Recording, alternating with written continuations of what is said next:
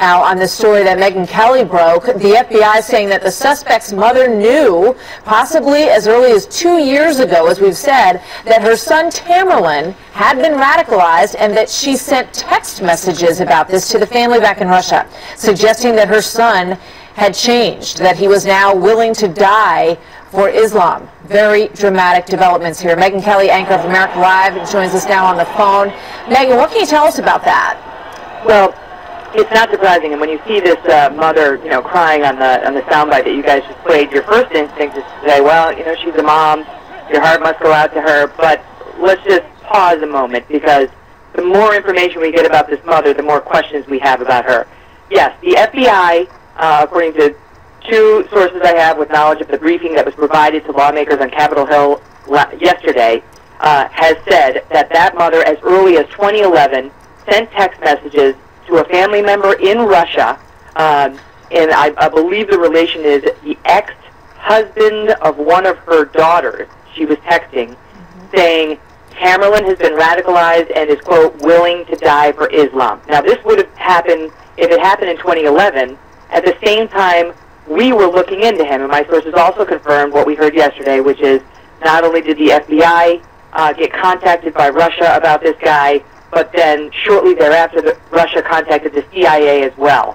And we don't know whether they had seen those text messages or whether that was part of the reason they were concerned about him, but clearly they had plenty of reason to suspect that Tamerlan had changed. And the mother, according to reports, had changed as well. Yeah. She may have been the inspiration for the beginning of Tamerlan's change, but it was clear, at least to the Russians, and based on these text messages, that he had a while before the attacks of last Monday in which he was becoming more and more radical and devoting himself more to the radical form of Islam. Yeah, you look at that period, 2011, as you point out, Megyn, that it seems that the mother was going through changes as well, and that the son started to head in that direction. That's around when he stopped boxing. According to one report I read, there was some discussion between his two parents about whether or not he should be boxing, whether that was a good Muslim religious thing for him to be doing. Something was deeply changing in all of their realities during the course of that time.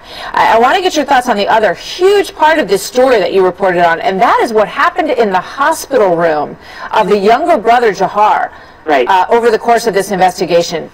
Go into that, Megyn. It's really unbelievable. Apparently, as our viewers probably know, the defendant, the remaining surviving defendant, was Mirandized, given his Miranda rights on Monday in the hospital by a magistrate judge, a federal magistrate judge, in the presence of a U.S. attorney, assistant U.S. attorney, and a defense lawyer, a public defender. We knew that. That happened because Eric Holder's DOJ decided to file the criminal complaint against him on Monday, and usually you do that initial appearance shortly after you file the initial complaint.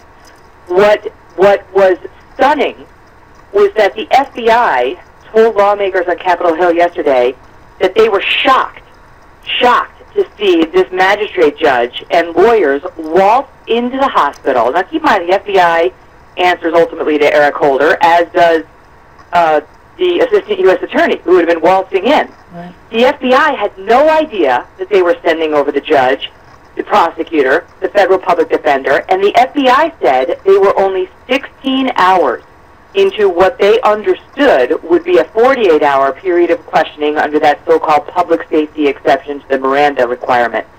They said they were in the process of getting valuable information out of this guy, Dzhokhar Tsarnaev, a lot of valuable information. And as soon as that magistrate judge went in there and gave him his rights, with his lawyer present, he stopped talking.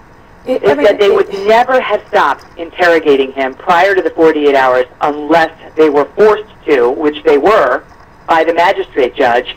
And these officials, with knowledge of the proceedings, say they believe our national security may have been compromised by the decision to send that judge in there so soon after the filing of the criminal complaint, and indeed by the early filing of the criminal complaint, which sets the clock ticking in the first place. The FBI is very unhappy that their questioning was prematurely terminated. I mean, it sounds so crazy on the face of it when you picture this scene in the hospital room there. And we know that they took the public exemption on reading the Miranda rights specifically because it applies to national security.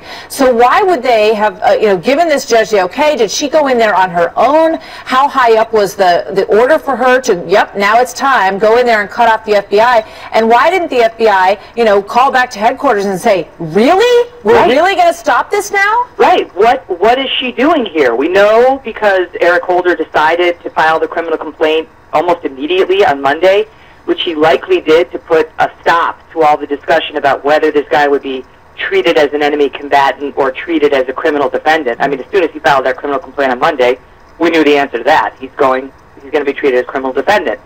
But there's no coordination. You don't call the FBI, the ones who are on scene in the hospital talking to him, and say, can it be delayed a little? Where are we in the investigation? Could we file this criminal complaint on Tuesday?